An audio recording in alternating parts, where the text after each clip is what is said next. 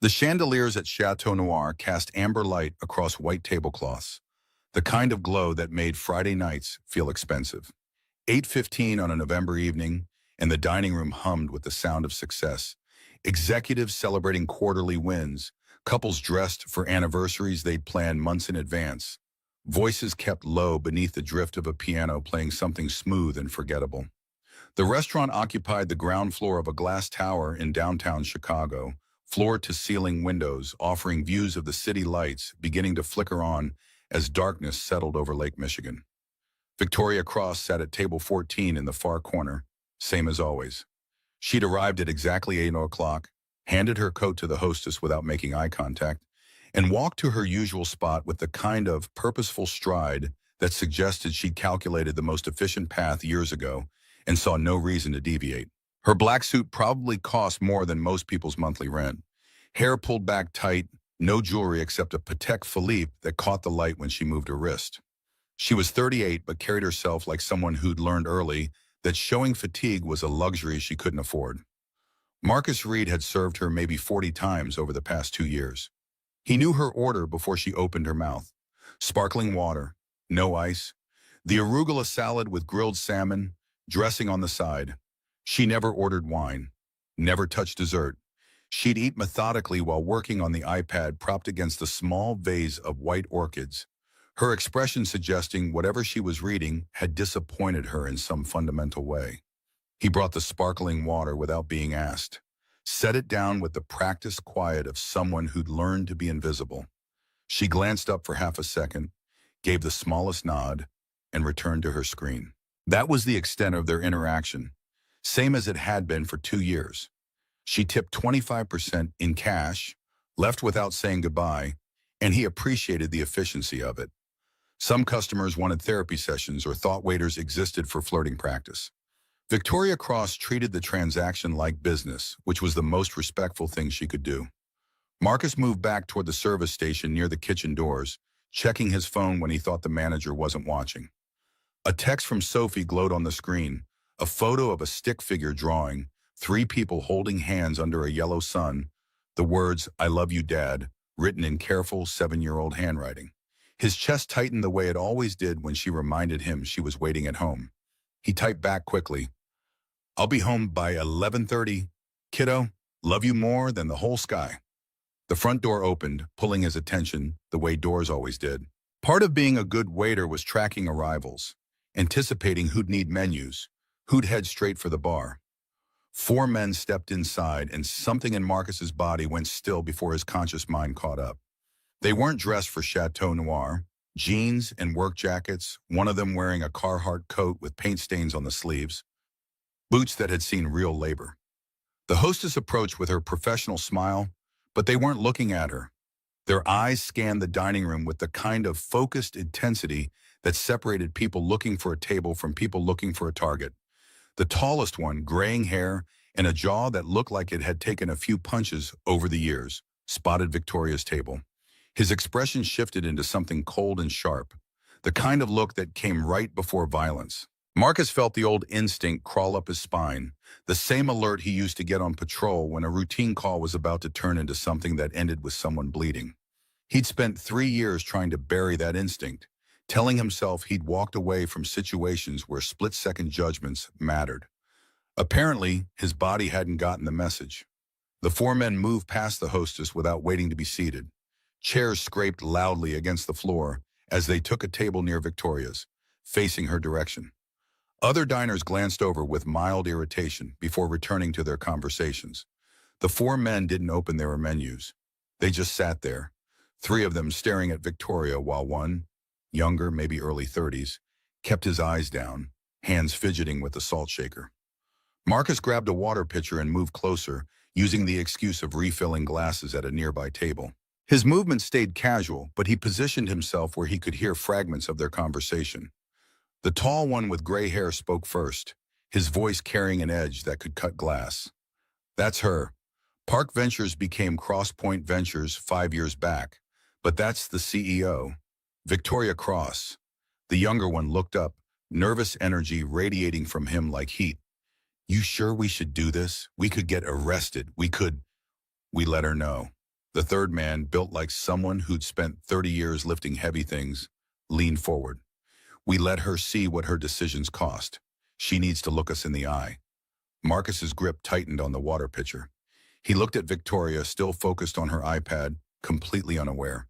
The soft lighting made her look almost fragile despite the severity of her expression, like someone who'd built walls so high she'd forgotten what it felt like to be seen. He needed to think. These men weren't here for dinner. Their collective tension felt like the moment before a storm broke, when the air got heavy and everyone held their breath. But what could he do?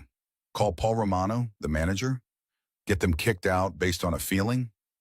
They hadn't done anything yet. Maybe they just wanted to talk. Except Marcus had seen this before. The stillness before someone made a move they couldn't take back. The way angry men gathered courage from each other until the first one acted and the rest followed. The tall one turned his head and his eyes locked onto Marcus. 2 seconds of direct contact, and something flickered across the man's face. Recognition. Marcus's heart rate climbed. He looked away, moved back toward the kitchen, mind racing through possibilities he didn't want to consider. He remembered them now. A bar fight at Mickey's Tavern on the south side had to be 6 years ago. Marcus had been first on scene as a patrol officer, broke it up before anyone got seriously hurt. All 4 arrested, spent a night in jail, paid fines. Nothing major in the grand scheme of things. But the tall one had looked at Marcus during booking and said something that stuck. "I don't forget faces, Officer Reed, never forget." Marcus forced himself to breathe normally. Maybe the guy didn't recognize him.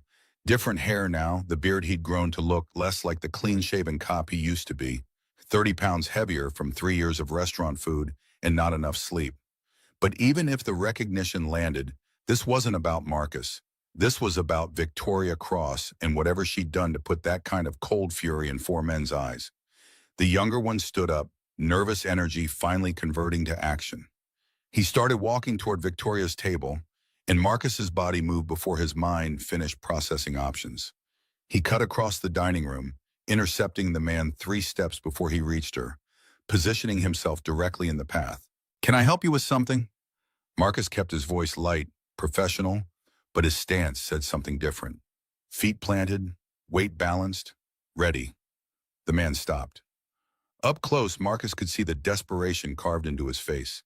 The kind that came from too many nights lying awake doing math that wouldn't work no matter how many times you ran the numbers. "I need to talk to her. If you'd like to speak with another guest, I can pass along a message." Marcus didn't move aside. "Just get out of my way." The words came out cracked, more plea than threat. Victoria looked up from her iPad, finally noticing the confrontation developing 3 feet from her table. Confusion crossed her face, followed by something more guarded. The tall one with gray hair stood up. So did the other 2. Marcus felt the situation crystallizing into something he couldn't walk away from. 4 against 1, a room full of people who'd come here expecting safety, a woman who had no idea she was in danger. His training said to de-escalate, create distance, call for backup. But there was no backup here. Just him, a water pitcher still in his hand, and 3 years of rust on skills he'd tried to forget. The tall one walked over, and recognition settled fully into place on his face. "Wait, I know you." Marcus met his eyes. There was no point in lying now. "You should go back to your table. You're that cop." The man's voice rose slightly, drawing attention from nearby tables. "Daniel Cole." "No, wait. Marcus. Marcus Reed. You arrested us at Rosie's bar 5 years ago." The other men looked at Marcus with new attention, recalculating. Small world. "You're a waiter now? What happened? They fire you?" Marcus didn't respond. He could feel Victoria's gaze on him, her sharp mind processing new information, trying to understand what kind of waiter used to be a cop. "I asked you a question." The man's voice hardened, testing. "What happened?" "I left the force." Marcus kept his tone neutral, empty of the things he'd never said out loud to strangers. "Now I'm asking you to sit down or leave the restaurant. You're disturbing other guests." "Disturbing?" One of the other men laughed, but it came out bitter and wrong. "That's rich. You know what's disturbing? Losing your job because some billionaire pulls their money out of your factory. 200 people unemployed overnight. But sure, we're the problem because we're a little loud." Victoria stood up from her table, and every eye in the immediate area turned toward her. What is this about? The tall one? Marcus's memory supplied the name. David Torres turned to face her fully. You don't even know, do you, Crosspoint Ventures? You pulled your investment from Lakewood Manufacturing 10 months ago. You remember that decision? Victoria's expression remained controlled, but Marcus saw the slight tension in her shoulders, the micro-adjustment that said she was calculating exit strategies. That's business. The project wasn't profitable. Business. David's voice dripped with contempt. You sit here in your $1,000 suit, eating meals that cost more than my weekly unemployment check, and you call it business. The younger man found his courage again, stepping closer. My wife left me because I couldn't pay the mortgage. Lost the house. Lost my kid. You want to call that business too? Marcus raised his hand slightly, a calming gesture he'd used 100 times in his old life. I understand you're angry, but this isn't the place. David looked at him with something like pity. You understand? You're taking orders from people like her now, serving them water and clearing their plates. You really think you understand? For a brief moment, Marcus wondered if David was right. Maybe he didn't understand anything. Maybe he'd taken the easy path, hiding in this job instead of facing the world that had broken him. But then he saw Victoria's hand trembling slightly as she gripped her iPad, and he remembered why he'd walked away from police work in the first place. He was tired of watching people get hurt. Marcus's voice dropped lower, stripped of the polite server tone. It came out with the authority he'd carried for 8 years in uniform, the voice of someone who knew how to handle situations right before they went sideways. If you want to talk, we can do this the right way, but you need to step back from her table. Now. The word hung in the air between them. Something in Marcus's posture had shifted without him meaning it to. Shoulders squared, weight centered, hands relaxed but ready. The muscle memory of a man who talked down armed suspects and walked into domestic disputes where everyone was past the point of listening to reason. David studied him for a long moment, then nodded once. All right, Cole, let's talk. Marcus gestured toward the rear of the restaurant. There's a courtyard out back, service area for staff.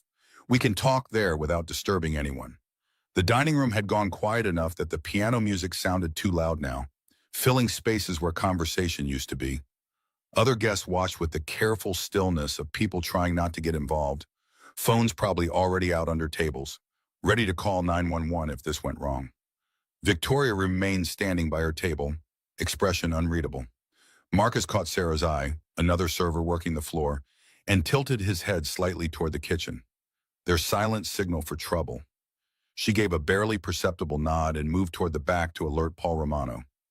The courtyard was technically a service area, a concrete square enclosed by brick walls where staff came to catch their breath between rushes or sneak cigarettes despite the no-smoking policy. A few metal chairs sat scattered around a table someone had dragged out months ago, never bothered to bring back in. String lights hung overhead, half of them burnt out.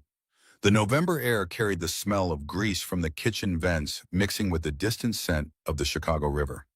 Marcus held the door open as the 4 men filed out. The young one kept glancing back at the dining room like he was already regretting this. The other 2, one built like a linebacker, the other lean with weathered hands, moved with the weary caution of men who'd learned to expect trouble but were too tired to avoid it anymore. David Torres was the last to step outside. He stopped in front of Marcus, close enough that Marcus could see the gray in his stubble, the lines around his eyes that came from squinting into welding torches or machinery, or whatever work had defined his life before it got taken away. You really want to help us, or are you just protecting your rich customers? I want to stop this from getting worse. Marcus held his gaze. Too late for that. David's voice went quiet, which somehow felt more dangerous than when he'd been loud. It's already worse, has been for 10 months. The door closed behind them, muffling the restaurant noise. Out here, the city's sounds took over. Distant traffic, a siren several blocks away, the hum of air conditioning units on the buildings surrounding them. Marcus pulled out one of the metal chairs, the legs scraping against concrete. Sit if you want. I can get coffee, water, whatever you need. We don't need coffee. David stayed standing, arms crossed. We need that woman in there to understand what she did. The nervous young man finally spoke up, his voice carrying a tremor that hadn't been there before. I'm Jimmy Torres. Worked at Lakewood Manufacturing for 12 years. Started as an apprentice welder right out of high school. Worked my way up to specialty pieces, the custom orders that needed precision. I was proud of that work. His hands were shaking now. My wife, we met at the factory Christmas party in 2015. Married 2 years later. Bought a house in Cicero, nothing fancy, but it was ours. When Lakewood shut down, I kept getting up every morning, putting on work clothes, pretending I was going to my job. I'd drive to the library and fill out applications for 8 hours. Then I'd come home like I'd been at work. She figured it out after 3 months, took our son and left. I'm living with my brother now, sleeping on his couch, delivering for DoorDash at night because nobody wants to hire a 42-year-old welder when they can get a kid fresh out of trade school for half the wage. The linebacker sat down heavily in one of the metal chairs. Carlos Mendez, 20 years fixing machines when they broke. Knew every press, every conveyor, every hydraulic system in that plant. Could diagnose a problem just from the sound it made. His voice was flat, drained of emotion. My daughter had a full scholarship to University of Illinois, pre-med program. Full ride for tuition, but we still needed to cover housing, books, living expenses. I was covering that. She made it through 2 years before I lost my job. Had to drop out.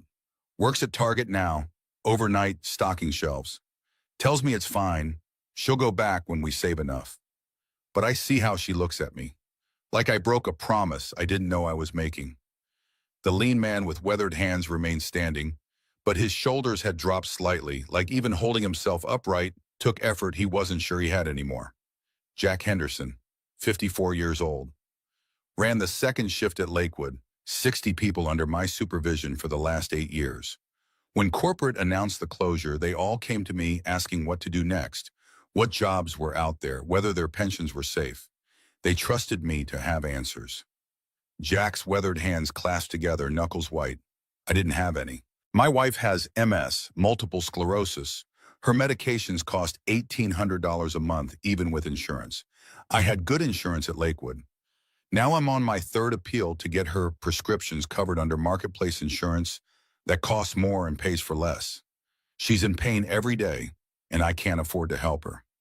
Marcus listened, using his old negotiation skills without thinking about it, reflecting what he heard, validating without agreeing, creating space for them to be heard.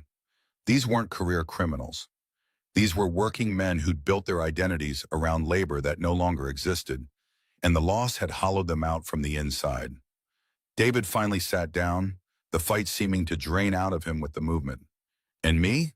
I was the foreman. Third generation at Lakewood. My grandfather helped build that factory in 1967. My father worked line supervision for 35 years, and I put in 22 years before Crosspoint Ventures decided we weren't profitable enough.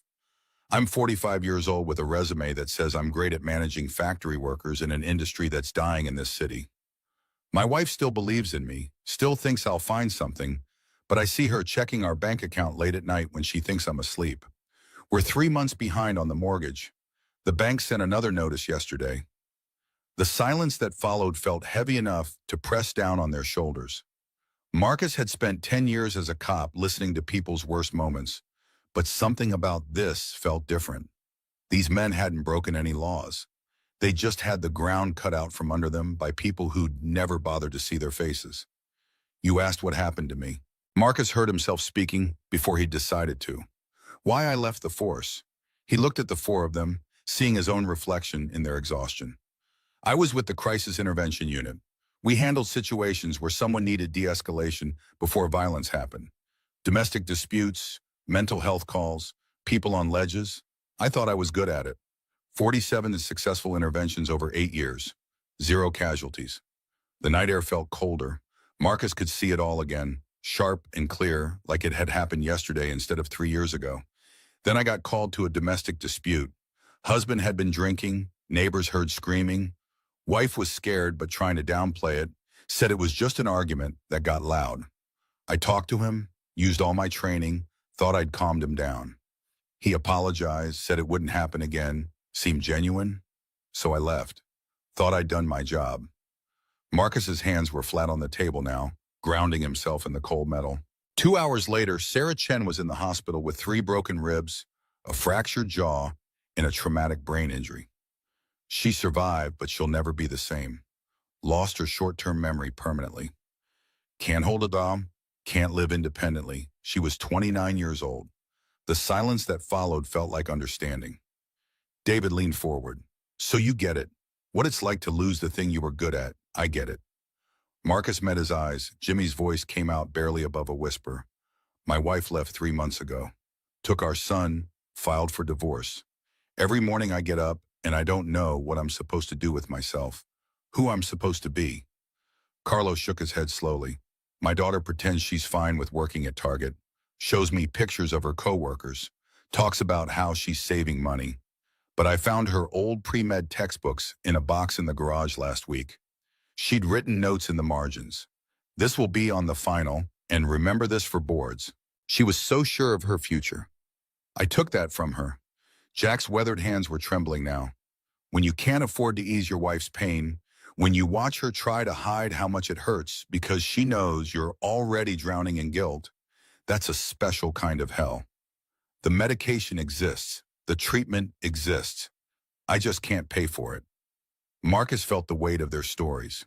This was what Victoria Cross couldn't see from her corner table. The human cost of spreadsheet decisions. These men had built their lives around work that no longer valued them, and the loss had fractured something essential. David stood up abruptly. So what now? You brought us out here to listen, but listening doesn't change anything. Victoria Cross goes back to her office, makes more decisions that destroy more lives, and we're supposed to just accept it? No, the voice came from behind them. Victoria stood in the doorway to the courtyard, coat draped over one arm. But there's a difference between making someone listen and making them a target. You came here ready to intimidate me. That won't help anyone. Marcus stood immediately. Miss Cross, you should go back inside. She ignored him, her attention fixed on the 4 men. I overheard part of your conversation through the door. Lakewood Manufacturing, I remember that decision. David's expression hardened, and the other 3 men stood slowly. Of course you remember. Probably made you feel very efficient, very businesslike. Victoria's voice remained steady, but Marcus could see the tension in the way she held herself. We pulled our investment because the factory was losing money.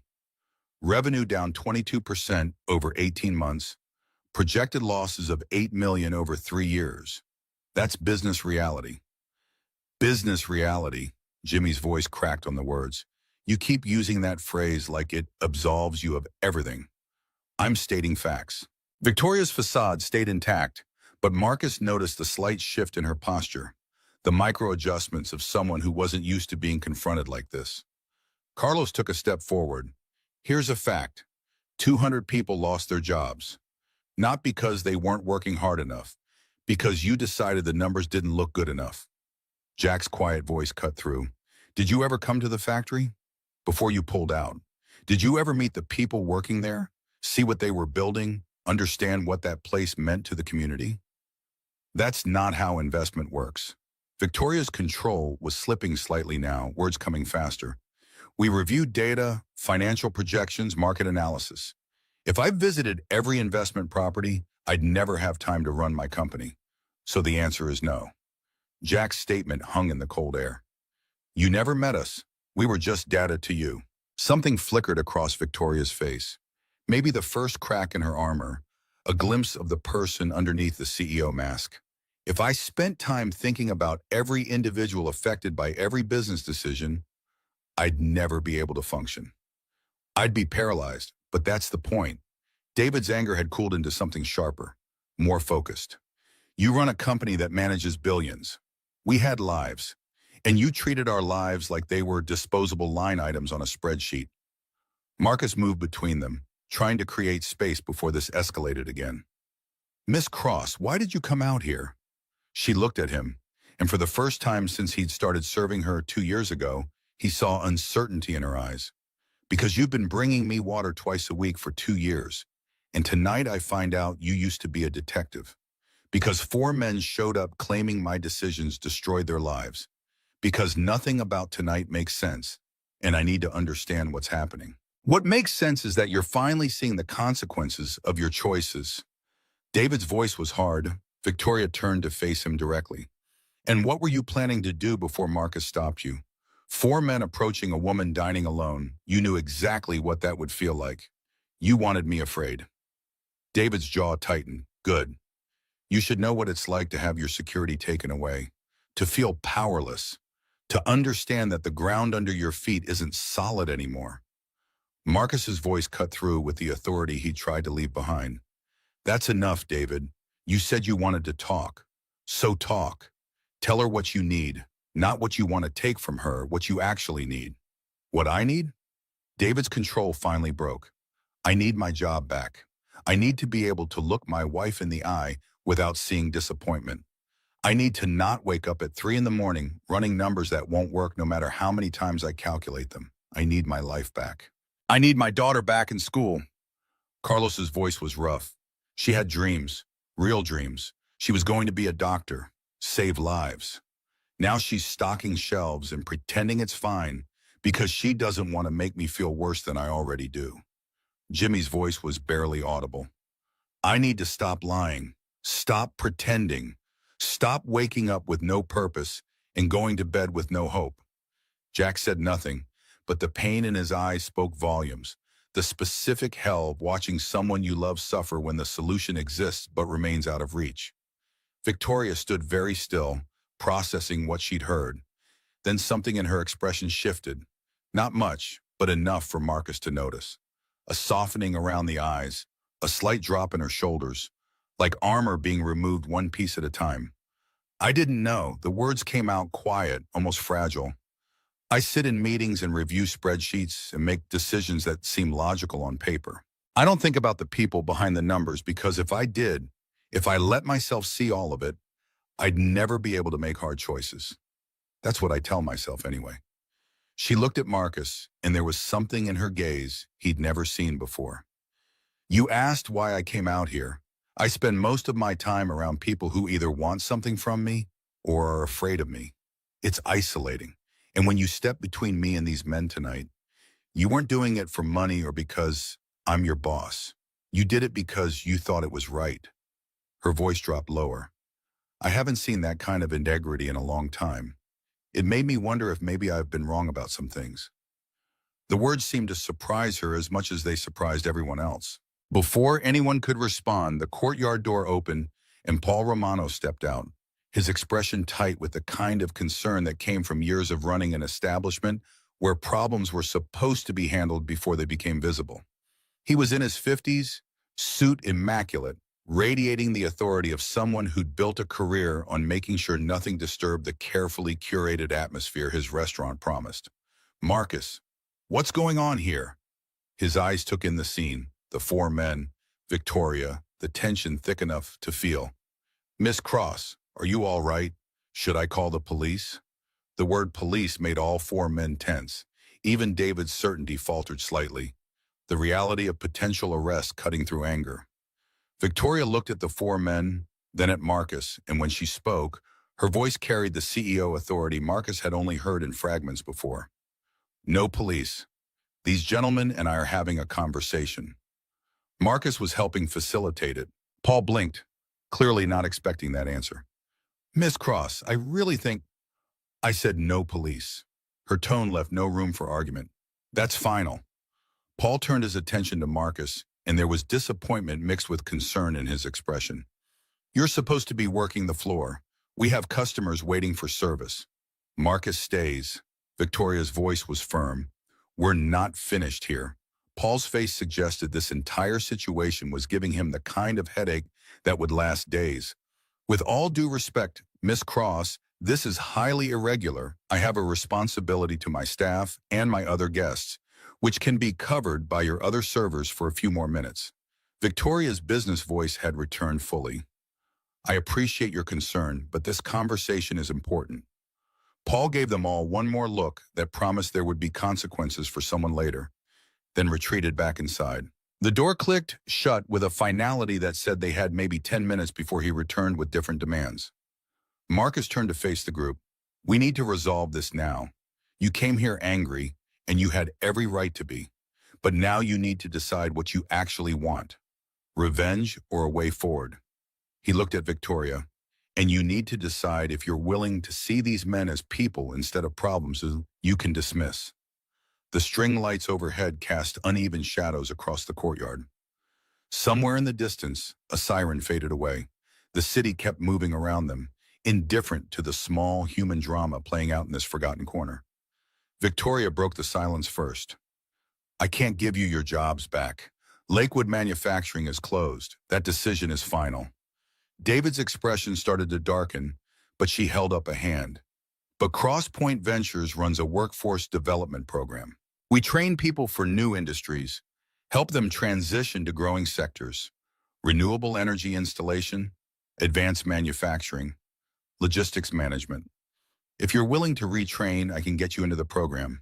It covers tuition and provides a stipend during training. $2,000 a month for 6 months while you learn new skills. After completion, we have partnerships with companies that are hiring. The placement rate is 84%. Jimmy looked skeptical. Why would you do that? You don't owe us anything. Victoria met his eyes.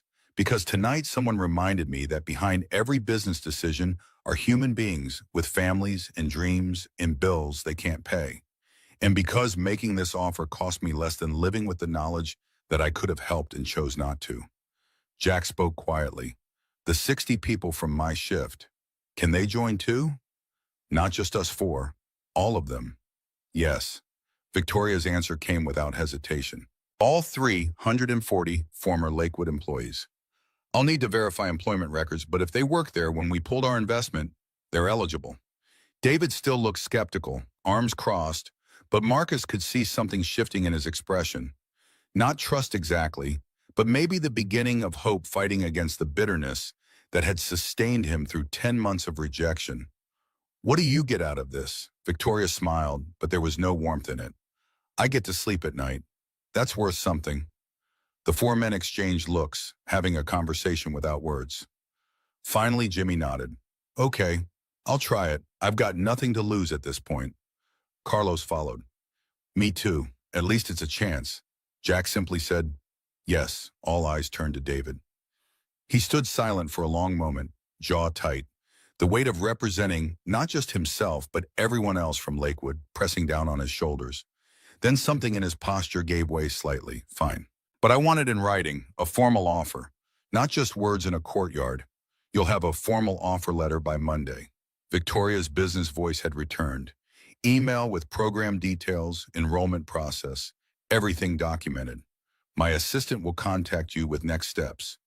The tension that had filled the courtyard finally began to ease, dissipating like fog burning off under sunlight. It wasn't perfect resolution. Too much damage had been done for that. Too much pain that wouldn't heal just because someone offered a training program. But it was something. A fragile agreement built on exhaustion in the slim hope that maybe, possibly, things could get better. David stepped toward Marcus and extended his hand. You're all right, Reed. You could have called the cops on us. Could have made this uglier than it needed to be. Marcus shook his hand, feeling the calluses from years of factory work. I've seen what happens when you treat desperate people like criminals instead of human beings. It doesn't fix anything. The 4 men headed toward the exit that led to the alley behind the restaurant. As they filed out, Jimmy stopped and looked back at Victoria. Thank you. I know you didn't have to do this. Victoria nodded once, and then they were gone, disappearing into the Chicago night. Marcus and Victoria stood alone in the courtyard. The sound of the restaurant filtered through the door, dishes clattering, muted conversation, the piano still playing something forgettable, the normal rhythm of a Friday night that had been anything but normal. You could have called the police. Victoria's voice was quieter now, stripped of the CEO authority. Why didn't you? Because I've been a cop long enough to know that arresting 4 unemployed men for making threats wouldn't solve the actual problem. It would just create more damage. Marcus looked at her. They weren't criminals. They were desperate. There's a difference. That's why you left the force. Victoria's statement wasn't a question. The woman who got hurt, Sarah Chen, you stopped trusting yourself because you couldn't save her. I stopped trusting myself because I thought I had. Marcus's voice went flat. I walked away believing I'd done enough, and I was wrong. She paid the price for my confidence. But tonight you trusted yourself. You stepped in, talked them down, created space for everyone to be heard. Those are the actions of someone who knows what they're doing, or someone who got lucky. Marcus met her eyes. I won't know which until I see if this actually helps them or if it's just another situation I misjudged. Victoria pulled out her phone. Marcus Reed, that's your full name? Yes. She typed something, then looked up. The waiter who's actually a crisis negotiator, former crisis negotiator, current waiter who's probably about to lose this job too. I'll talk to Paul Romano. Make sure he understands what happened here. You don't need to do that. I know, but I'm going to anyway. She moved toward the door, then stopped. You said you failed. That woman who got hurt. You think that makes you a failure? Marcus didn't answer right away. I think it means I wasn't as good as I thought I was. Or maybe it means you were human. Victoria's voice softened slightly. Maybe the real failure would have been stopping trying altogether. She opened the door. Thank you for tonight, for seeing what I couldn't. What's that? That it's possible to care about people you don't know, that business decisions have faces attached to them. She went back inside, leaving Marcus alone with his thoughts. The November air felt colder now, or maybe it was just the adrenaline draining from his system. His hands were steady, breathing even. For 3 years, he'd been hiding from situations where his judgment mattered. Tonight, all of that had come rushing back. The fear, the uncertainty, the weight of knowing his choices could help people or hurt them. But for the first time since he turned in his badge, he didn't feel like a failure. He felt like himself. Marcus checked his phone. 9:45. Sophie would be asleep by the time he got home, curled up with whatever stuffed animal had won bedtime privileges tonight. He typed a quick message to Mrs. Patterson, the neighbor who watched her on Friday nights. I'll be home soon. Had an interesting evening. He added, thank you for staying late. Then he went back inside to face whatever consequences Paul Romano had waiting. But when he stepped through the door, he found Victoria standing near the host stand, speaking with the manager in low tones. Paul's expression had shifted from anger to something closer to understanding, though he still looked like a man who'd aged 5 years in the last hour. Victoria caught Marcus's eye and gave a small nod before collecting her coat. She paused at the door and looked back at him one more time. There was something different in her expression now. Not quite warmth, but maybe the beginning of recognition. Like she was seeing him for the first time instead of just registering his presence as part of the restaurant's background. Then she was gone into the night, and Paul was gesturing Marcus toward his office. The office smelled like old paperwork and espresso, cramped enough that 2 people felt like a crowd. Paul sat behind a desk covered in receipts and scheduling sheets, looking at Marcus with the expression of someone trying to figure out a puzzle that didn't make sense. Miss Cross explained the situation. Paul's voice was measured. 4 men came here to confront her about a business decision. You moved them outside to prevent a scene, help mediate the conflict. Is that accurate? Yes, sir. She also mentioned you used to be a police officer, crisis intervention specialist, detective. Marcus kept his voice neutral. I left the force 3 years ago. Paul pulled off his glasses and rubbed his eyes. I should fire you, walking away from your tables, taking potentially dangerous men to our service area, getting involved in something that had nothing to do with your job. Any of those things would normally be grounds for immediate termination. Marcus nodded, accepting the reality. I understand, but I'm not going to. Paul put his glasses back on. Miss Cross said you potentially prevented a violent situation from escalating. She also said if I fired you, she'd stop coming here, and she's one of our best customers. So I'm caught between doing what's right for my restaurant and doing what's economically sensible.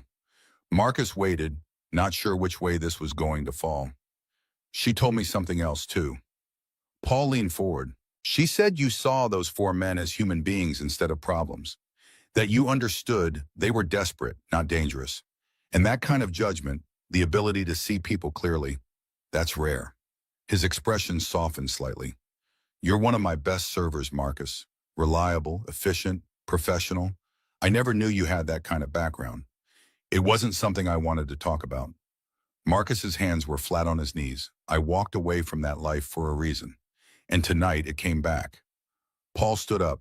Get back on the floor. We still have an hour left on your shift.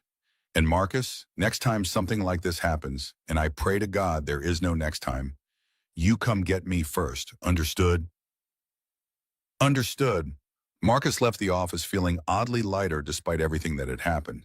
He cleared Victoria's table, noting her half-finished meal and the generous tip left in cash. The rest of the shift passed in familiar rhythm, refilling water glasses, clearing plates, avoiding Sarah's curious looks because he wasn't ready to explain yet. By 11:15, the last customers were settling their checks and his feet ached in the specific way that came from 6 hours of constant movement. He counted his tips while Sarah complained about a table that had stayed too long and ordered too little, the mundane complaints of restaurant work that felt comforting in their normalcy. Walking to his car through the parking garage, Marcus checked his phone. A photo from Sophie, the stick figure drawing she'd sent earlier, the three people holding hands, and a new message from an unknown number. This is Victoria Cross. Paul Romano gave me your contact information. I'd like to speak with you when you have time. No pressure, but I have a proposition that might interest you. Marcus stared at the message for a long moment. Part of him wanted to ignore it, keep his life simple and contained. But another part was curious about what a billionaire CEO could possibly want from a waiter. He typed back, I'm free tomorrow afternoon if that works. The response came immediately. 2 p.m. I'll send you the address. Marcus drove home through empty streets, his mind still processing everything that had happened. The city looked different at night, less dangerous than he used to think during his patrol years, more complicated. He passed Lakewood Manufacturing's old building, dark and abandoned now, a for lease sign visible in the streetlights. 340 people used to work there. 340 lives disrupted by a decision made in an office by someone who'd never seen their faces. When he unlocked his apartment door, Mrs. Patterson was asleep on his couch with a Korean drama playing softly on the television. She woke immediately when he touched her shoulder, alert despite the late hour. How was Sophie? Marcus asked quietly. Perfect, as always. Mrs. Patterson gathered her things.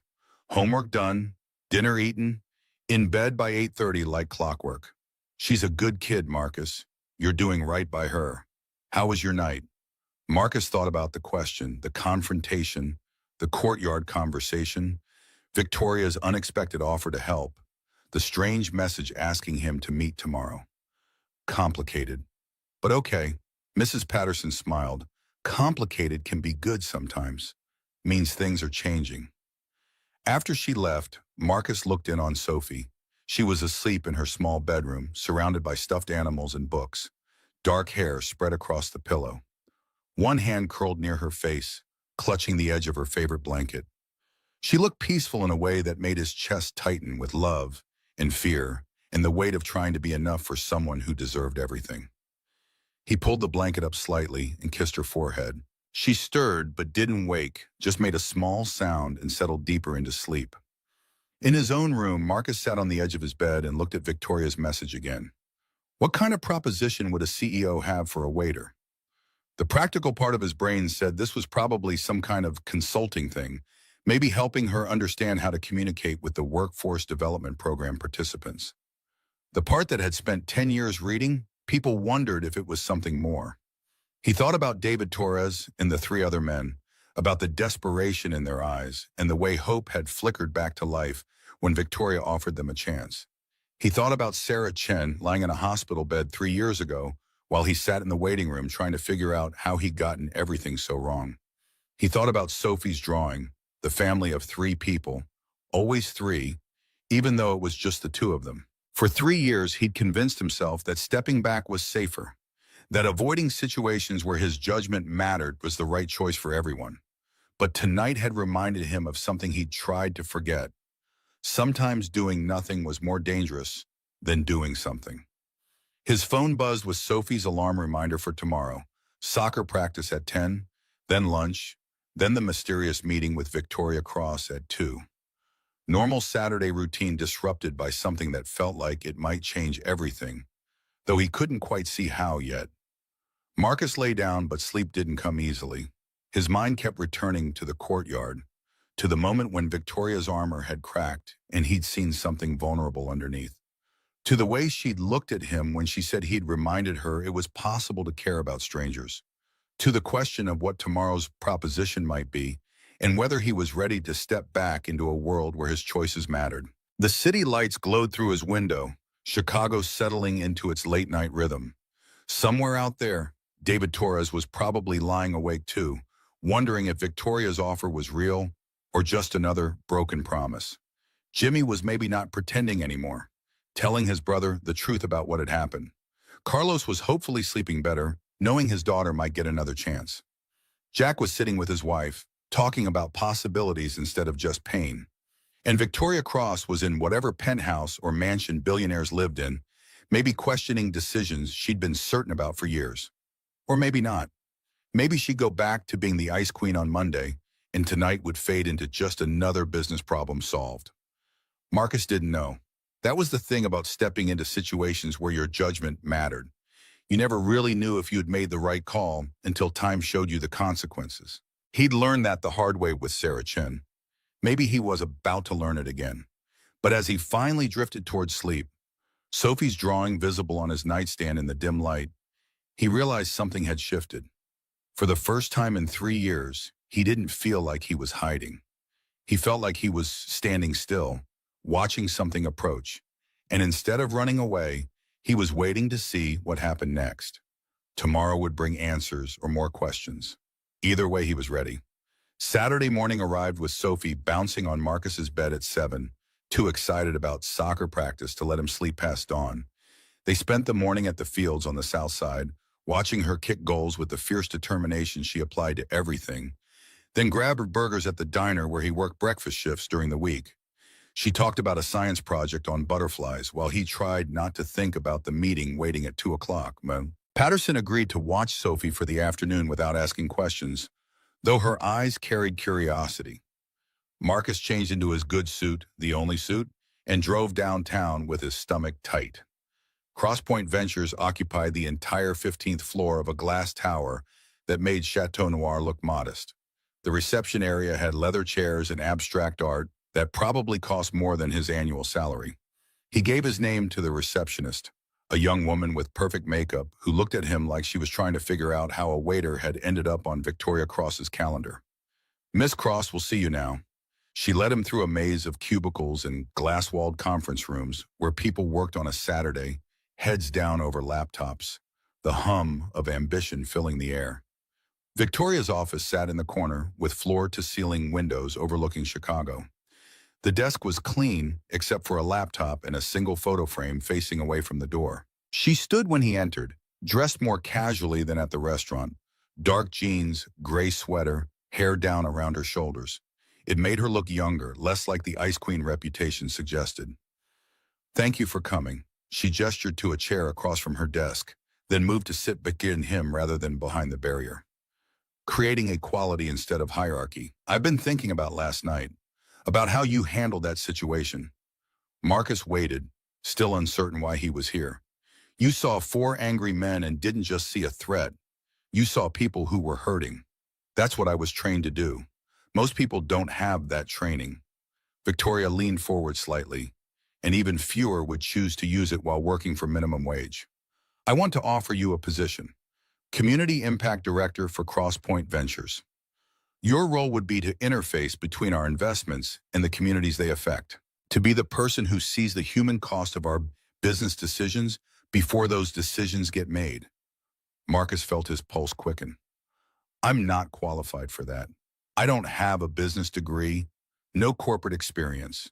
You're qualified because you know how to listen, because you know how to de-escalate conflict, because you see people instead of problems." Victoria pulled a folder from her desk drawer. "This is the position description and compensation package. Take it home. Think about it." He opened the folder. The salary number made his stomach drop, $95,000. More than triple what he made working 2 jobs. Enough to move to a better neighborhood, save for Sophie's college, stop calculating every grocery purchase. But the number also terrified him because it meant stepping back into a world where his judgment mattered, where he could fail spectacularly again. "Why me?" You could hire someone with actual corporate experience. Because last night, when four men showed up ready to cause harm, you didn't call security or hide. You stepped forward. That's not something you can teach. That's character. Marcus closed the folder, mind racing through objections. Can I ask you something? Last night, when you offered those men the training program, was that something you'd been planning, or did you make it up on the spot? Victoria's smile carried no warmth. Both. The program exists. We've had it for 2 years, but I'd never once thought about offering it to anyone from Lakewood Manufacturing until that moment. You made me see them differently, and that's what you want me to do? Make you see people differently? I want you to make sure we don't create more situations like Lakewood. People who feel invisible because we couldn't be bothered to consider them. She stood, pacing to the window. I've built this company on rational decisions, on separating emotion from business. But rational doesn't mean right. I'm starting to understand that. Marcus studied her, seeing past the CEO armor for the second time. What happened to make you this way? Victoria turned from the window, and for a moment he thought she'd shut down the question. Instead, she moved back to her chair. My brother died when I was 16. Factory accident at a plant on the south side. Machine malfunction, no safety protocols, and the company blamed the workers. James was 23. He'd worked there since he was 18, supporting our family after our father left. Her voice stayed level, but pain leaked through. I grew up in a trailer park in Harvey, watching my mother work 3 jobs and still not make enough. I swore I'd never be that powerless again. Got a scholarship to Northwestern, worked my way through, built this company from nothing. So you armored yourself against the world that took your brother. Marcus understood now, and in the process, you became what you hated. Victoria's expression flickered. Yes. I didn't see it until last night, until you put yourself between me and those men, and I realized I'd spent 15 years making decisions that hurt people just like James. People who worked hard and played by the rules and got destroyed anyway. The silence stretched between them, heavy with things neither knew how to say. Take the weekend, Victoria's business voice returned. Think about the offer. Call me Monday with your answer. What if I say no? Then I'll respect your decision and keep coming to Chateau Noir twice a week. Nothing changes except now I'll know your real name. Marcus left with the folder feeling like he was carrying evidence of a crime he hadn't committed yet. The elevator ride down felt longer than it should have. In the parking garage, he sat in his car and read through the position description again. Stakeholder engagement, community liaison. Corporate language wrapped around asking him to do what he'd done Friday night. See people, listen to them, help them feel heard. His phone buzzed, a text from an unknown number. This is David Torres. Need to talk to you. Important. Marcus called him back. David's voice came through rough, like he'd been smoking or shouting. We called her, Victoria. She wants to meet Wednesday at 4. Said you should be there too. Why me? She specifically requested you. Said she trusts your judgment. David paused. I don't know if I trust this, Marcus.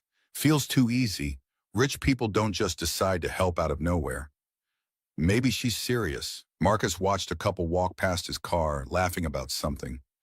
Maybe Friday night actually changed something, or maybe it's PR. Make herself look good, we sign some papers. Nothing actually happens. David's skepticism cut deep. I've been burned enough times to know when something seems too good to be true. Wednesday at 4, I'll be there.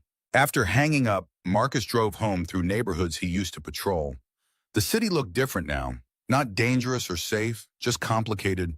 People making choices with incomplete information, trying to survive in systems that didn't care about their names. Sophie was drawing when he got home, another family portrait with careful stick figures. She looked up with the smile that made everything else disappear for a moment. Did you get a new job, Dad? Maybe. We'll see. Will you be happier? The question hit harder than she meant it to. I don't know yet, kiddo, but I'm thinking about it. That night, after Sophie was asleep, Marcus researched Victoria Cross properly for the first time. Forbes articles about her ruthless business decisions. Chicago Tribune pieces calling her the Ice Queen of venture capital. A Northwestern alumni magazine from 2008 with a photo that made his breath stop. Victoria and Sarah Chen, roommates, smiling in graduation robes. He found another article buried in the archives. Victoria Cross donates $100,000 to scholarship fund in memory of roommate Sarah Chen. The date was 3 months after Sarah's assault, when she was still in rehabilitation learning to live with permanent brain damage. Marcus called Victoria's number. She answered on the second ring. You knew. About Sarah.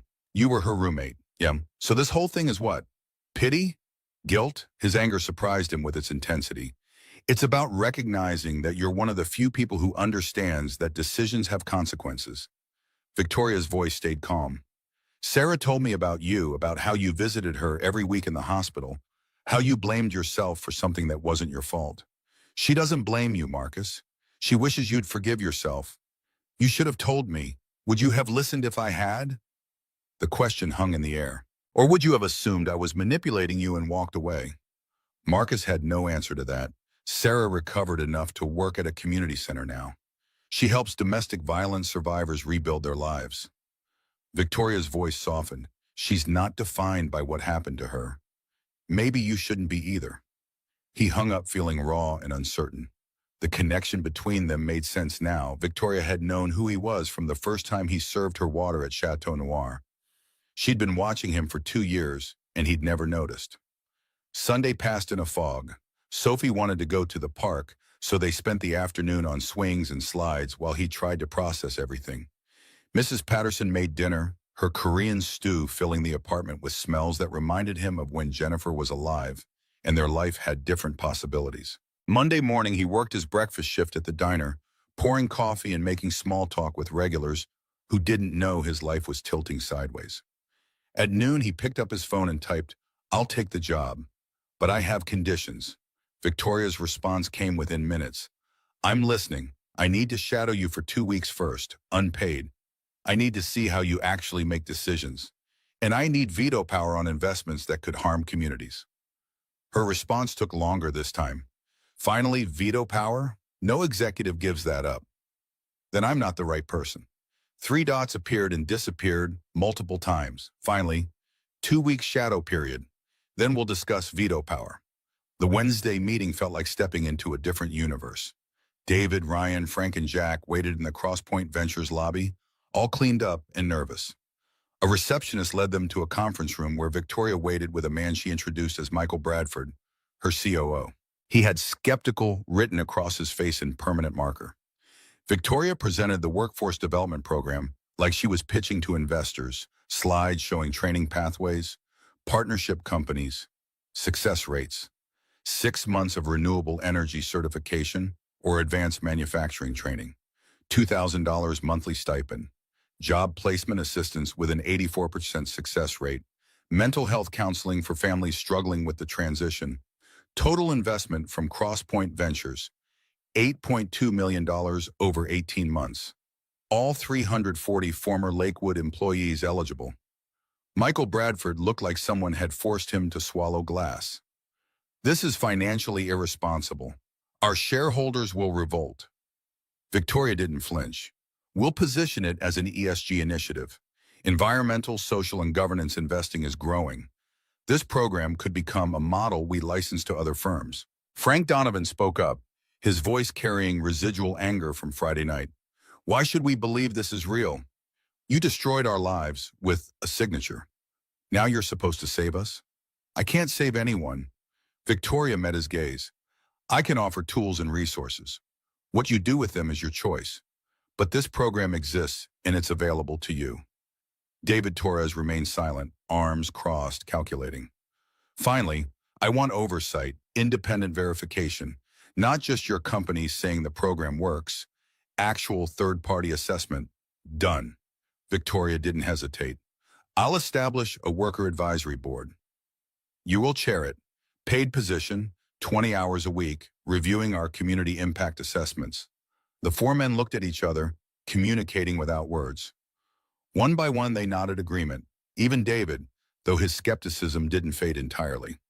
After they left, Victoria asked Marcus to stay. Michael Bradford gave him a look that suggested he blamed Marcus for this expensive detour from pure profit, then left them alone. "I meant what I said about the job." Victoria pulled out a formal offer letter, 95,000 salary, benefits, equity options after 1 year. Start date flexible, but I'd like you on board within 2 weeks. I need the shadow period first. Marcus held firm. 2 weeks watching how you operate. Then I'll decide. You don't trust me. I don't trust myself yet. Marcus met her eyes. I need to know if I can actually do this without failing again. Victoria studied him for a long moment, then nodded. Start Monday. You'll attend all my meetings, review all our active investments, ask any questions you want. At the end of 2 weeks, you decide. One more thing. Marcus felt his heart rate climb. If I take this job, I need actual authority, not just advisory, veto power on decisions that could significantly harm workers or communities.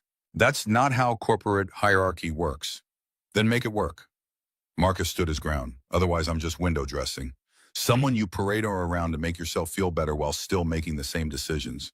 Victoria's expression hardened. You're asking me to give up control.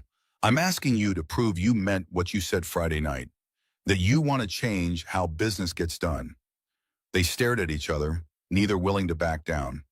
Finally, Victoria's posture shifted slightly. 2 weeks. We'll revisit this conversation after you've seen how the company actually operates. If you still think you need veto power, we'll negotiate terms. Marcus extended his hand. Deal.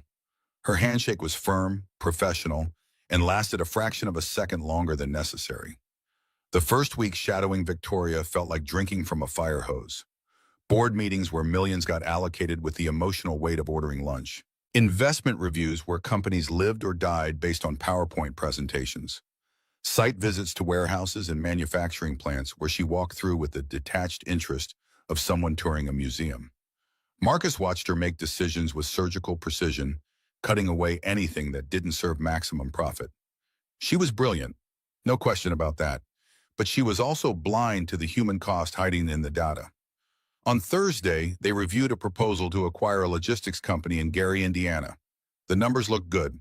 The presentation was polished. Victoria was ready to approve. What's the worker retention plan? Marcus spoke up for the first time in a board meeting. The room went quiet. 6 executives turned to look at him like he'd started speaking Mandarin. Excuse me? The CFO's tone dripped condescension.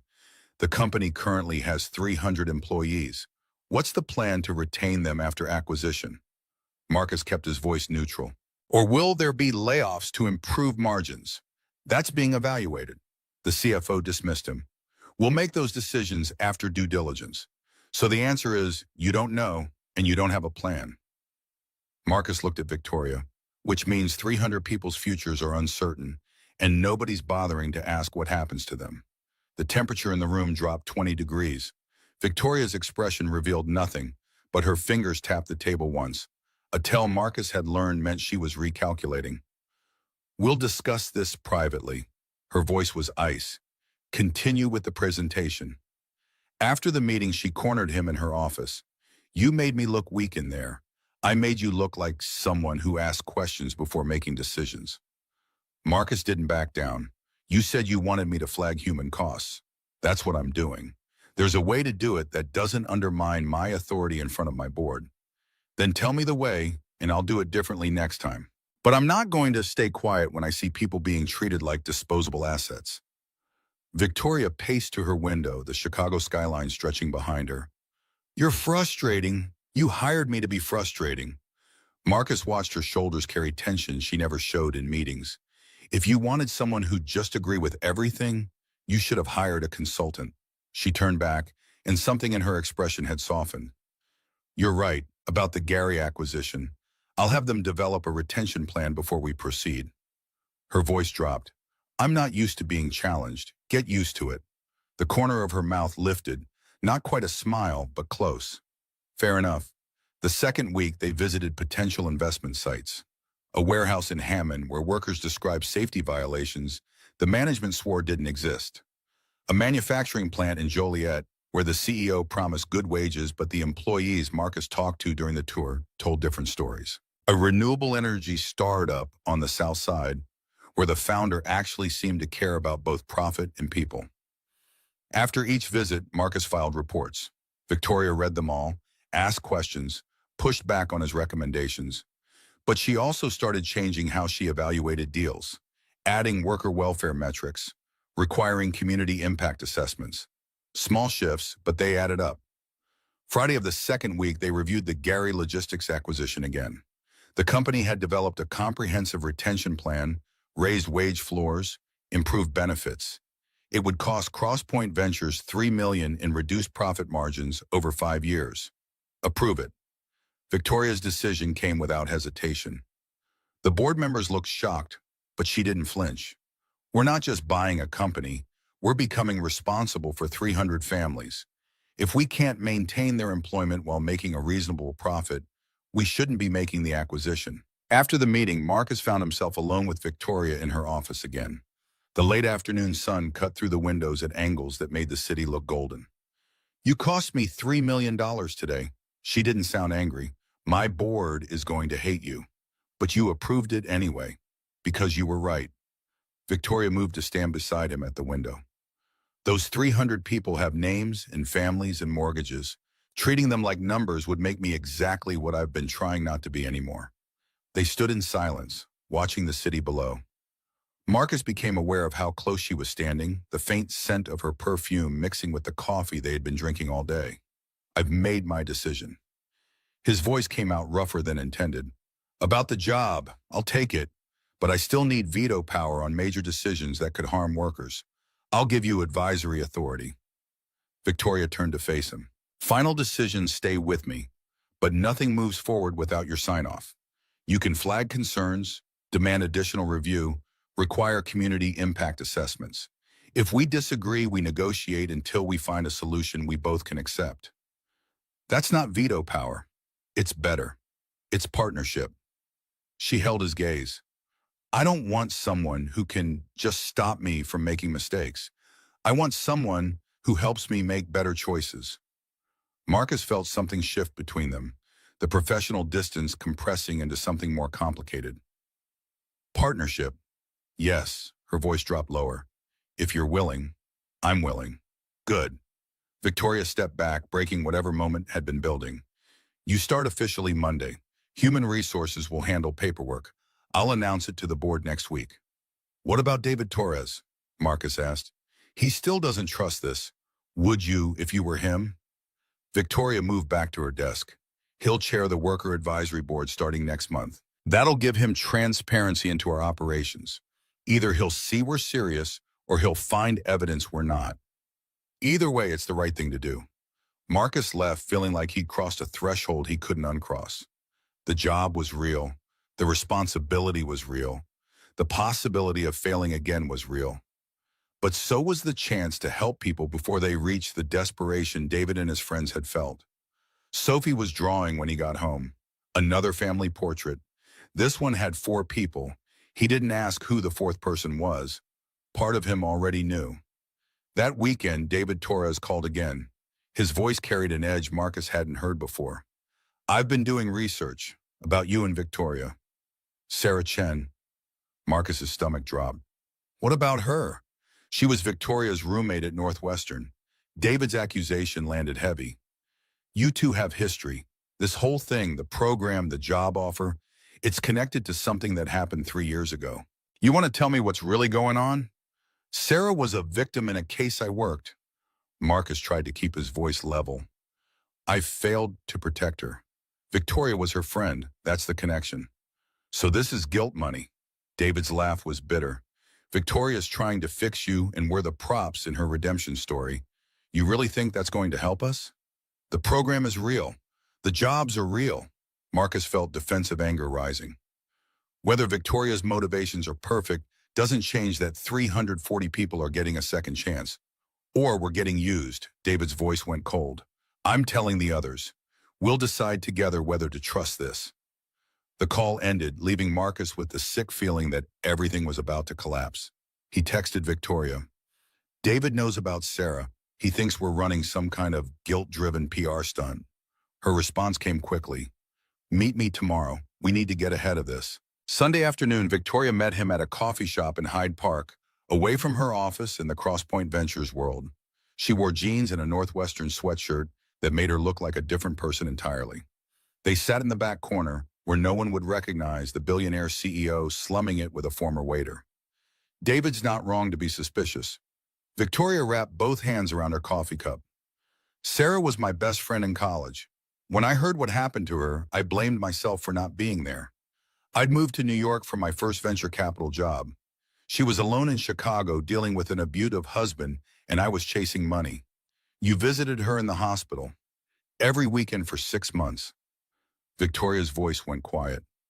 She told me about you, about the detective who kept coming back even though the department said he didn't have to, who sat with her during physical therapy and helped her relearn how to write her own name. She said you were one of the few people who saw her as human instead of a case file, and you've been watching me for 2 years. I came to Chateau Noir the first time because a business contact recommended it. You were my server. I recognized your name from Sarah's stories. Victoria met his eyes. I kept coming back because I wanted to understand what kind of person carries that much guilt over something that wasn't their fault. So this is about fixing me. David's right, no. Victoria leaned forward. This is about recognizing that you have a rare ability to see people clearly, to understand that every decision affects real lives. I need that perspective, Marcus. My company needs it. And yes, maybe I need it personally too, because watching you take responsibility for Sarah's pain reminded me that I'd spent 15 years avoiding responsibility for the pain I've caused. We need to tell David the truth. Marcus pulled out his phone. All of it. Before he poisons the whole program with conspiracy theories. I'll arrange a meeting. Victoria's business voice returned. Tomorrow, we'll bring in a neutral mediator. Lay everything out in the open. If David still wants to walk away after that, at least it'll be based on facts instead of suspicion. The meeting happened Monday afternoon in a small conference room with a mediator from the Chicago Dispute Resolution Center. David brought Ryan, Frank, and Jack as witnesses. Victoria brought nothing but the truth.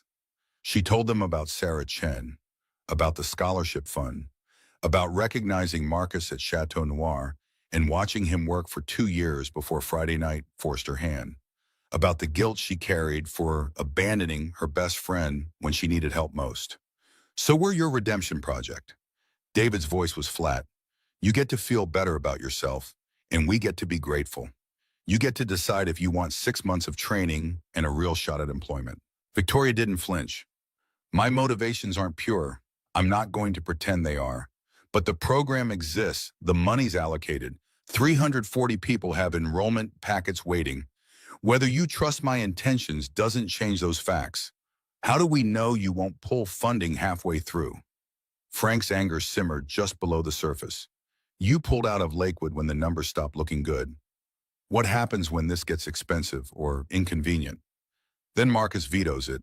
Victoria gestured toward him. I've given him authority to review all major decisions affecting worker welfare. He can demand additional funding, require program modifications, flag concerns directly to the board. You don't have to trust me. Trust him. David looked at Marcus with sharp calculation. You really have that kind of power? Partnership authority. Marcus chose his words carefully. I can't unilaterally stop her, but nothing moves forward without my agreement. If she tries to cut to the program, I'll fight it. And if you lose that fight, then I quit, and you'll know the whole thing was fake. Marcus held David's gaze. But I don't think that's going to happen. I've spent 2 weeks watching her change how she evaluates investments. She's learning. It's not perfect, but it's real. The mediator spoke up. David, what would it take for you to believe this program is legitimate? Independent oversight. David's answer came quick. Worker representation. Not just Marcus, actual participants who can verify the training as quality, the job placements are real, the money flows where it's supposed to. Done. Victoria pulled out her phone and started typing. Worker Advisory Board with full transparency into program operations. You'll chair it. Quarterly audits by third-party assessors. Public reporting on outcomes. Anything else? David exchanged looks with Ryan, Frank, and Jack. Finally, he nodded. We'll try it. But the first sign this is bullshit, we go public. Chicago Tribune, local news, social media. Everyone will know Crosspoint Ventures used us for PR. Fair. Victoria stood and extended her hand. I'd expect nothing less. 3 weeks later, the Workforce Development Program launched at a conference center downtown. 340 former Lakewood employees filled the room, nervous and hopeful in equal measure. Media attended, Chicago Tribune, local TV stations, a reporter from Bloomberg who'd heard about the unusual corporate responsibility initiative. Victoria gave a speech about business obligations to communities. Marcus introduced program details, 6 training tracks, monthly stipends, mental health support, job placement partnerships. Ryan Mitchell testified about already being accepted into a solar energy certification program. The applause felt genuine. That evening, Victoria's board called an emergency meeting. Marcus wasn't invited, but Victoria texted him updates from inside the conference room. Richard Kensington, the lead investor, was demanding the program be canceled. $8.2 million with no return on investment. Shareholders furious. The CFO presented projections showing the program would reduce annual returns by 3.2%. They're voting to shut it down. Victoria's text came through at 8:15. 7-2 against me. I have 72 hours to comply, or they remove me as CEO. Marcus called her immediately. Fight them. With what? They have the votes. Find a way to prove the program has business value. Marcus paced his apartment while Sophie slept in the next room. Make it about more than charity. How? Use me. Use the participants. Show investors this isn't just good ethics, it's good business. Victoria went silent for a long moment. Then, meet me at my office. Bring ideas. They spent the next 2 days building a case. Marcus reached out to David, Ryan, Frank, Jack, and 50 other program participants. Asked them to document their progress, their stories, the tangible ways the program was changing their lives. Victoria worked her network, calling venture capital contacts, searching for precedent. Wednesday afternoon, they discovered 3 major investment firms experimenting with similar workforce development models. ESG investing, environmental, social, and governance criteria, was becoming a selling point for institutional investors. Pension funds wanted portfolios that did social good alongside generating returns. Victoria scheduled a press conference for Friday, invited business media alongside local news. Marcus helped 50 program participants prepare to speak about their experiences, Ryan's acceptance into solar certification, Jack's wife getting her medications through the program's health benefits, Carlos's daughter re-enrolling at community college with program-provided tuition assistance. The media coverage went viral. Video clips of Frank Donovan, the man who'd pulled a knife at Chateau Noir 3 weeks ago, tearfully describing how the program gave him hope again. Carlos talking about his daughter's second chance. Jimmy explaining that for the first time in 10 months, he didn't have to lie about where he was going every morning. By Friday evening, Victoria had calls from 4 venture capital firms wanting to license the program model. Projected revenue, $12 million over 3 years, more than covering the $8 million investment. She walked into Saturday's emergency board meeting with new numbers. The room was tense, Richard Kensington's expression suggesting he'd rather be anywhere else. Victoria presented for 20 minutes ESG investment trends, licensing opportunities, the positive media coverage that had already increased Crosspoint Ventures' profile. The board voted again, 6-3 in favor of continuing the program. Richard Kensington abstained, which everyone understood as reluctant acceptance.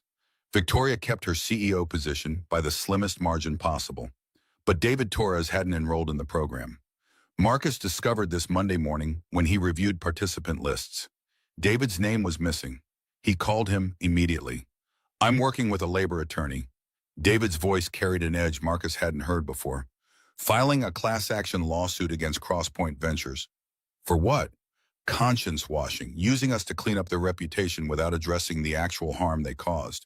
Victoria could have saved Lakewood if she'd accepted lower profit margins. Instead, she shut it down, then created this program to make herself look good. The program is real. Marcus felt frustration rising. People are getting trained, finding jobs. Are they? David challenged. Or are they performing gratitude for cameras while you and Victoria get to feel like heroes? Show me the actual job placements. Show me people working in their new careers. Not just enrolled in training, actually employed. The program's only been running 3 weeks. Marcus tried to stay calm. Nobody's completed certification yet. Exactly. David's laugh was bitter. So we don't actually know if any of this works. We just have Victoria's promises and we've already seen what those are worth. He hung up before Marcus could respond. The Chicago Sun-Times ran David's story the next morning. Billionaire's redemption program. Real help or publicity stunt? The article raised legitimate questions about timing, motivations, and measurable outcomes. Quoted David extensively about Crosspoint Ventures' ability to have prevented the Lakewood closure entirely. Other participants started questioning the program. 10 dropped out the first day after the article published. 20 more by the end of the week. The media narrative shifted from feel-good story to potential scandal. Victoria scheduled a meeting with David for the following Monday, brought in the same mediator from before. Marcus attended, along with Ryan, Frank, and Jack, who'd remained enrolled despite David's allegations. Small conference room, no press, no lawyers. David brought financial analysis showing Crosspoint Ventures could have saved Lakewood with profit margins of 8% instead of 15%. The numbers were solid. The accusation landed heavy. You chose money over people. David's voice was steady now, past anger into something colder. This program is guilt money. Doesn't change what you did. Victoria sat quietly for a long moment. Then, you're right. Everyone stopped. You're right. I could have saved Lakewood. It would have meant smaller returns, 8% instead of 15%. I chose the money. Victoria's voice didn't waver. I made a decision that prioritized profit over 340 families. That was wrong. David's expression shifted, caught off guard. So this whole program is fake. No, it's penance, and it's change. Victoria pulled out documents she'd brought. I can't undo Lakewood, but I can make sure it doesn't happen again. She showed him the new Crosspoint Ventures policy, community impact assessments required before any major divestment decision. Going forward, the company had to evaluate worker impact, explore alternatives to closure, provide 6-month warnings, and fund retraining if closure was unavoidable. Words on paper. David's skepticism remained. You'll ignore it when real money's at stake. That's why Marcus has veto authority. The board approved it Friday. Victoria's voice carried weight now. He can stop any decision that violates our community impact commitments. This policy isn't optional. It's binding. Marcus hadn't known the board approved this. He looked at Victoria, seeing determination in her expression. I told you I don't tolerate mistakes. Her eyes met his. That includes my own. This policy ensures I can't make the Lakewood mistake again. The mediator leaned forward. David, what would make you believe this is genuine? I want worker representation on the board. David's demand was clear. Real seats, real voting power. Not advisory, actual authority to approve or reject major decisions. I'll create 3 board seats for worker representatives. Victoria didn't hesitate. Elections held annually by all Crosspoint Ventures employees and program participants. You'll be nominated for the first seat if you want it. David stared at her, searching for the trap. Why would you give up that much control? Because you're right. I've been making decisions that affect lives I never see. That needs to change. The room stayed silent for a long moment. Then David nodded slowly. I'll withdraw the lawsuit, enroll in the program, but I'm watching everything. I wouldn't want it any other way. Victoria's small smile carried relief. Ryan, Frank, and Jack relaxed visibly, but Marcus noticed Frank staying quiet, hands trembling slightly, eyes focused on something no one else could see. After the meeting, Marcus pulled Frank aside. You okay? Fine. Frank's voice was too flat, too controlled. You don't look fine, just tired. Frank pulled away. Need to get home. Marcus watched him go with a bad feeling crawling up his spine. He'd seen that look before, on people who'd made decisions they hadn't shared yet. 3 days later, Ryan called Marcus at 6 in the morning, voice panicked. It's Frank. He's on the roof of his building. Says he's going to jump.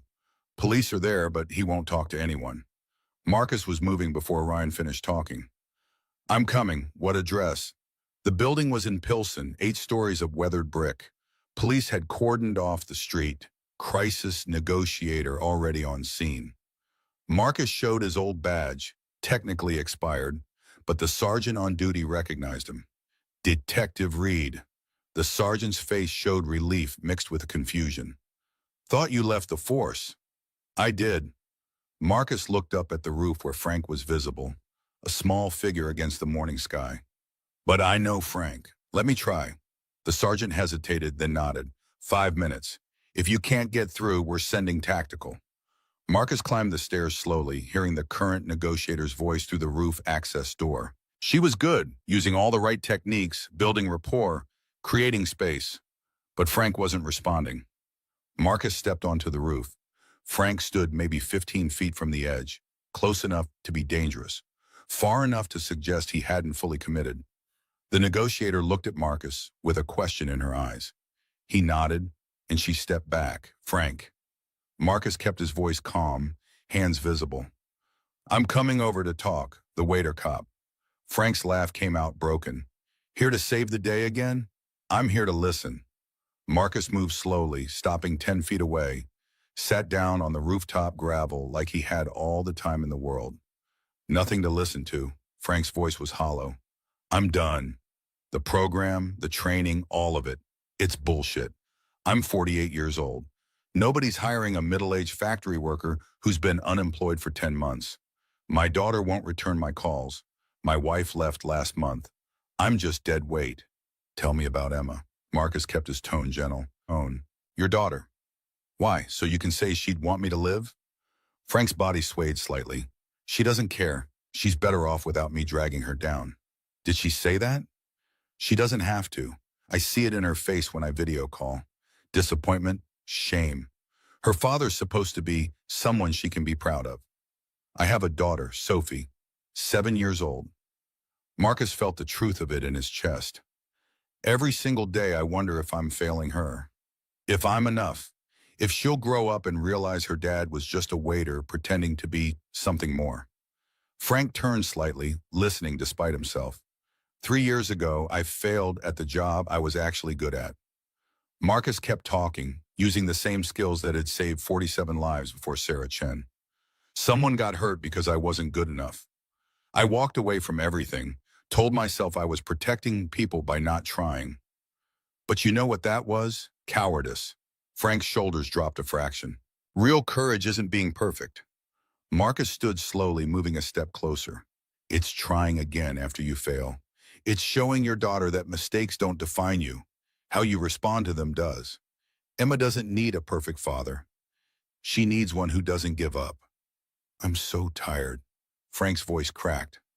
So tired of pretending, of fighting, of waking up every morning wondering why I'm still here. I know. Marcus took another small step. I'm tired too. But our daughters need us. Not perfect versions of us. Just us. Still trying. Still here. Silence stretched between them, broken only by the sound of traffic below and the distant hum of the city waking up. Frank's breathing was ragged, his body trembling. The thing about hitting bottom is that's where you find out who you really are. Marcus's voice dropped lower, more intimate. You're not the job you lost. You're not the marriage that ended. You're the father who worked 20 years to give his daughter a chance at college. You're the man who came to Chateau Noir not to hurt anyone, but to be heard. That person is worth saving. I don't know how to keep going. Frank's words came out broken. One day at a time, 1 hour, 1 minute. Marcus extended his hand, and right now, in this minute, you step back from that edge and let people help you. Frank stood frozen for what felt like an eternity. Then his knees buckled, and he collapsed onto the roof, sobbing. Marcus moved forward quickly, sitting beside him, one hand on his shoulder while Frank broke apart. Police and paramedics rushed in. Frank was taken to the hospital on a psychiatric hold. Marcus rode in the ambulance, stayed through intake, called Victoria to let her know what happened. She arrived at the hospital 2 hours later with her lawyer and her checkbook, arranged for Frank to be transferred to a private facility specializing in depression and crisis intervention, covered all costs, set up ongoing therapy. Didn't make it about PR or gratitude, just did it. Marcus watched her handle everything with quiet efficiency, and something shifted in how he saw her. This wasn't the Ice Queen. This was someone trying to fix damage she'd caused, one person at a time. 6 months after the program launched, Marcus reviewed outcomes. 312 participants had completed training. 287 had found employment. Average salary $52,000, 18% higher than their Lakewood wages. Ryan Mitchell was installing solar panels and had reconciled with his ex-wife. Jack Henderson managed a logistics team at Amazon, and his wife's medical bills were covered by insurance. Carlos's daughter was back in school, pre-med track at community college. Frank Donovan had completed intensive therapy and enrolled in a counseling certification program. He'd reconnected with Emma, who visited him every Sunday. He worked in part-time at a community center helping domestic violence survivors. Sarah Chen's community center, as it turned out. The circle closing in unexpected ways. David Torres chaired the worker advisory board and held a board seat at Crosspoint Ventures. He pushed back on every questionable decision, demanded transparency, kept Victoria honest. Their relationship was professional and occasionally combative, but built on mutual respect. Marcus had been Community Impact Director for 6 months. The work was harder than being a waiter, the hours longer, the stakes higher, but it felt like purpose instead of hiding. He'd flagged concerns on 8 investments, forced 3 to be restructured, walked away from 2 that couldn't meet ethical standards. Victoria fought him on some decisions, agreed with others, but never once dismissed him. Late Friday evening, Marcus was finishing paperwork when Victoria appeared in his office doorway. "Still here? Could ask you the same thing." Marcus looked up from quarterly reports. "I'm always here." Victoria leaned against the doorframe. "You have a daughter to get home to. Sophie's at a sleepover. I've got time." Victoria moved into his office, settling into the chair across from his desk. "I wanted to thank you for Frank. The police told me you talked him down. Just did what I was trained to do." Marcus set down his pen. "You almost didn't. You were scared you'd fail again." Terrified, Marcus met her sighs. "But I couldn't let fear stop me. That's what I admire about you." Victoria's voice went quiet. "You feel the fear, and you do it anyway." The silence between them felt different now, weighted with 6 months of working together, arguing, compromising, learning each other's edges and boundaries. "I've been thinking about opening a second program." Victoria shifted in her chair. "For communities affected by our other investments. Would you run it? That's a lot of responsibility." Marcus studied her face in the dim office light. "You've earned it, and I trust you." The words hung between them, meaning more than just professional confidence. Marcus realized they'd crossed from colleagues into something else over the past 6 months. Something neither had named yet, but both felt. Victoria. The way he said her name made her look up. "Maybe we should—" His phone buzzed before he could finish. Sophie texting a goodnight selfie with her friends, all of them grinning at the camera. Victoria smiled at the photo. "She looks happy." "She is." Marcus's voice softened. "Asked me the other day if I was happy too." "What did you tell her?" "That I think I am, for the first time in 3 years." Their eyes met, and Victoria's expression shifted into something vulnerable. "Maybe we should get dinner sometime. Not business. Just us. I know a good restaurant." Marcus felt himself smiling. "Best service in Chicago." Victoria laughed, a real laugh, not the polished CEO version. "Chateau Noir? Where else?" 3 months later, they returned to Chateau Noir with David, Ryan, Frank, and Jack. A celebration of the program's 9-month mark, now officially recognized by the city of Chicago as a model for corporate community investment.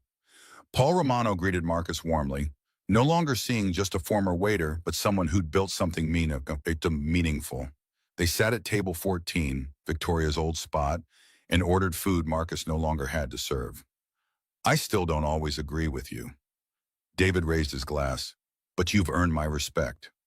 "Both of you," Victoria nodded. "That means more than you know." Frank spoke quietly.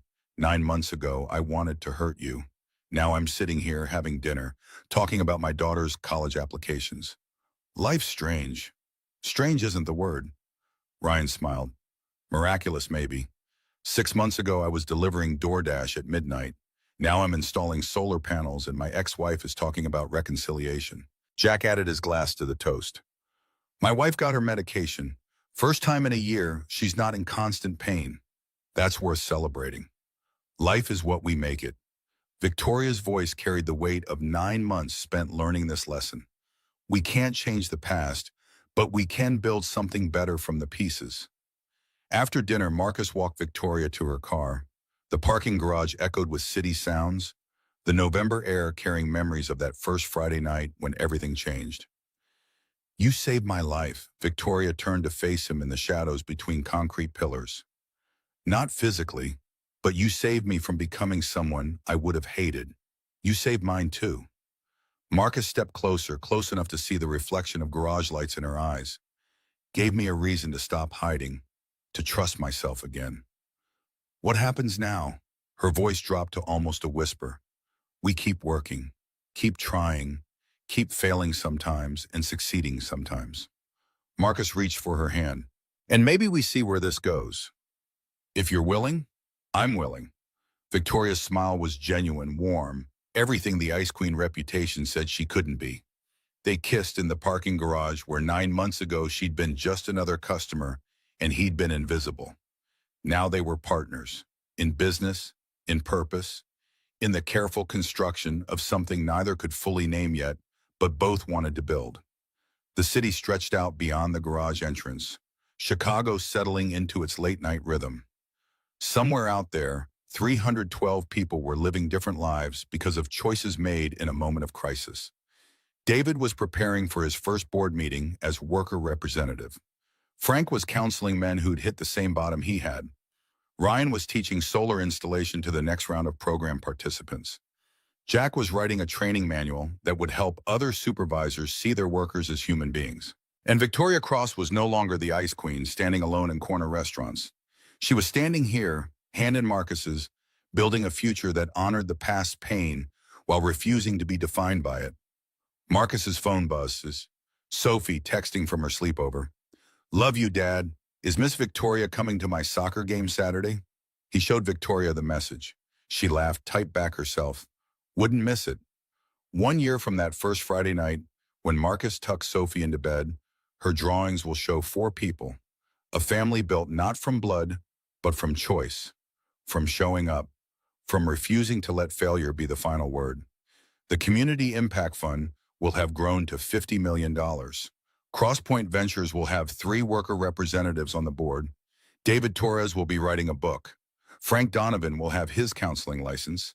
And Marcus Reed will be VP of Community Relations, no longer hiding from his abilities, but using them. But that's tomorrow's story. Tonight in this parking garage, with Victoria's hand in his and the city lights painting everything in shades of possibility. Marcus feels something he hasn't felt in 3 years. He feels ready for whatever comes next.